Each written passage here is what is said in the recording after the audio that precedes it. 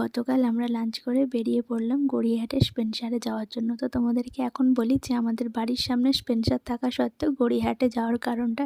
কারণ তোমাদেরকে আগের ভিডিওতেই বলেছি যে আমরা স্পেন্সার থেকেই শপিং করি। তাই আজ দুপুরে আমাদেরকে কল করে জানানো হলো যে যেহেতু আমরা ওখান থেকে শপিং করি তাই ওখান থেকে আমাদেরকে ফ্রি সারপ্রাইজ গিফট দেওয়ার জন্য অ্যারেঞ্জ করা হয়েছে।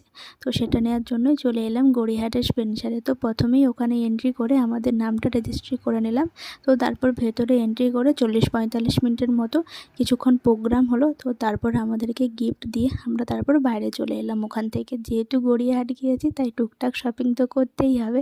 তো সেটা শপিং করার জন্য কিছুক্ষণ শপিং করে তারপর মেট্রোতে উঠে পড়লাম। তো তারপর মেট্রোতে উঠে চলে এলাম বাড়িতে। তো এখন দেখা যাক যে ওখান থেকে কি গিফট আমাদেরকে দেওয়া হয়েছে। তো এই যে এই কাপ সেট আমাদেরকে দেওয়া হয়েছে। তো এটা নেওয়ার জন্যই গিয়েছিলাম। টাটা, পরের ভিডিওতে আবার দেখা হচ্ছে।